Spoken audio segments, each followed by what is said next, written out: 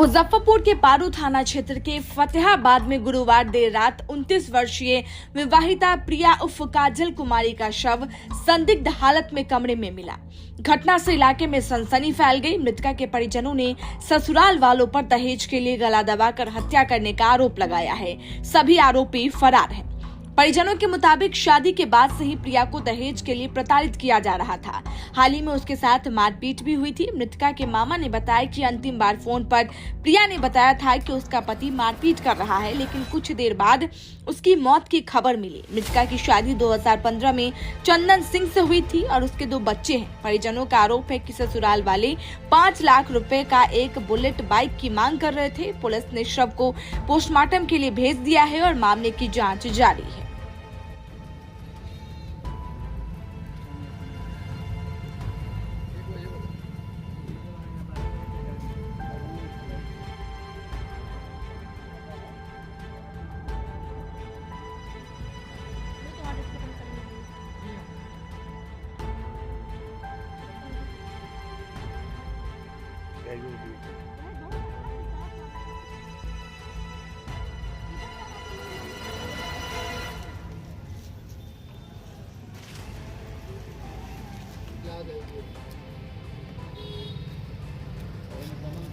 ग्यारह 20 के बाद आ जाता है,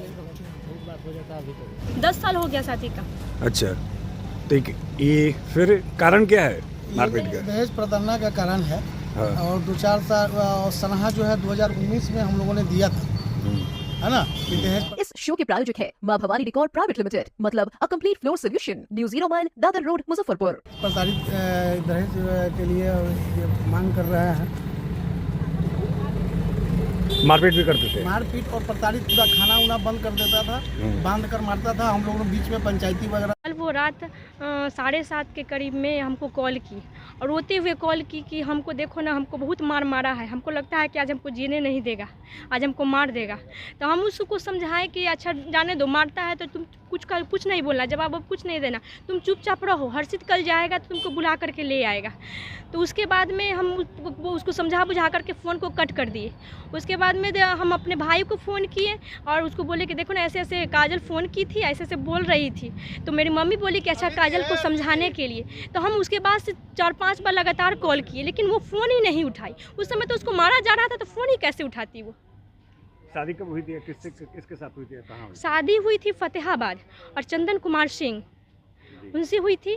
और शादी क्या कहता है, शादी के समय वो बाहर रहता था सूरत, सिर्फ शादी करने के लिए। और जब शादी हो गया उसके बाद से वो गांव में ही आकर बस गया, खेती बाड़ी करने लगा। हम लोग को मालूम नहीं चला कि हाँ, हम लोग सोचते थे कि लड़का बाहर कमा रहा है। उसके बाद प्रॉपर्टी भी उसको अच्छी थी और मेरी बहन सीधी थी।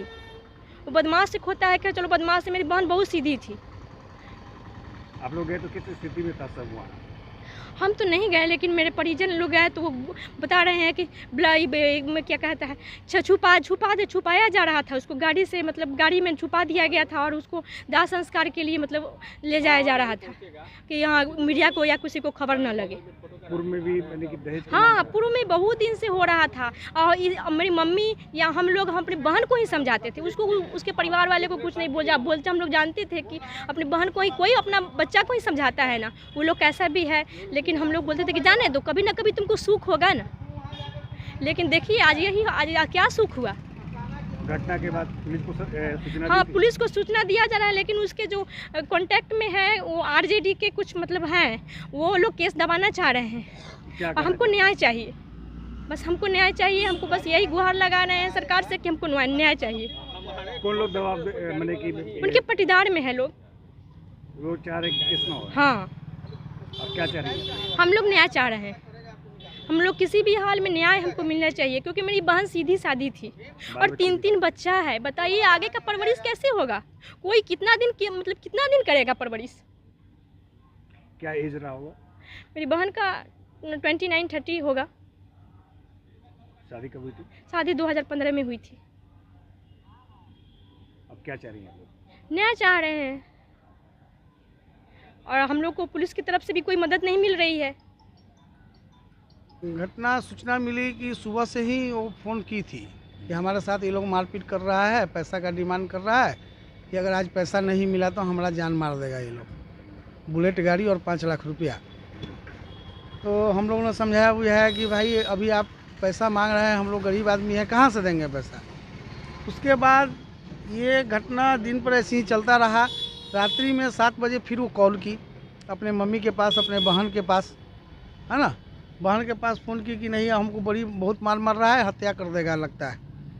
उसके बाद उसके सास ललिता देवी और उसके चंदन कुमार उसके हस्बैंड, अरविंद कुमार सिंह उसके ससुर, नेहा कुमारी उसकी ननद, इन लोगों सभी लोगों ने मिलकर उसको गला दबाकर हत्या कर दी। शादी कब हुई थी? शादी ये 2015 में हुई थी। क्या नाम था मृतका का? क्या नाम है? काजल कुमारी है। शादी कब हुई? 15 में हुई थी। अच्छा, फिर और उसके बाद 15 के बाद 2-4 साल तक अच्छा संबंध चला। उसके बाद ये जब होने लगा तो हम लोगों ने सनहा भी दिया था। अच्छा, जी हाँ। ये शादी कहाँ हुई थी? फतेहाबाद हुई थी, अरविंद कुमार सिंह के पुत्र चंदन कुमार से। क्या करता था लड़का? लड़का खेती बाड़ी करता था। अच्छा, फिर उसके बाद दहेज के प्रताड़ित करता? हाँ जी, दहेज के लिए प्रताड़ित करना। शादी के 2-4 साल तक ठीक रहा। उसके बाद वो शराबी हो गया, दारू वगैरह पीता था, नशा करता था। बाप भी उसको श्रेय देता था, बाप भी कहता था कि मारो इसको, वो भी मारते थे। उसकी सास भी मारती थी, उसकी ननद भी मारती थी। ननद घर में ही रहती थी?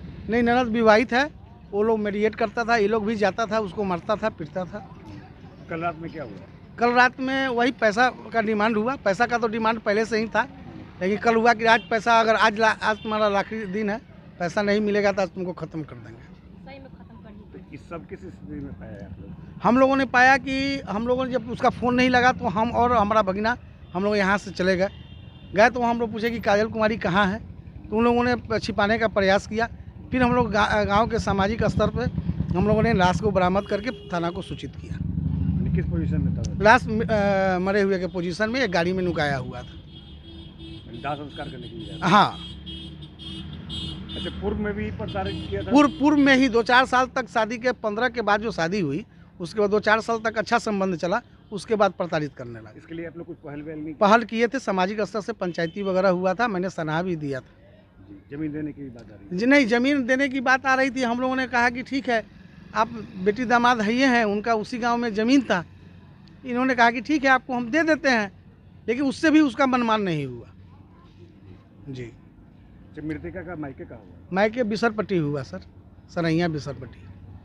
अब क्या चाह रहे हैं आप लोग? हम लोग न्याय चाह रहे हैं सर, कानून से न्याय चाह रहे हैं।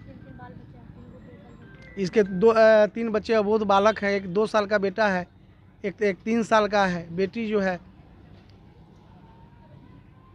आप कौन हुए इनके? हम मामा हुए। अपने सपनों के आशियाने को दे नई पहचान माँ भवानी डेकोर प्राइवेट लिमिटेड के साथ, जो है ऑथराइज्ड डिस्ट्रीब्यूटर ऑफ कजारिया। देश की मिट्टी से बनी टाइल से हम देश को बनाते हैं, और जहां मिलती है सभी प्रकार की Indian and imported granite, marble, sanitary एवं कोटा स्टोन का अनोखा एवं आकर्षक संग्रह। New 0 mile, Dadar road, Muzaffarpur. Call 9162478111।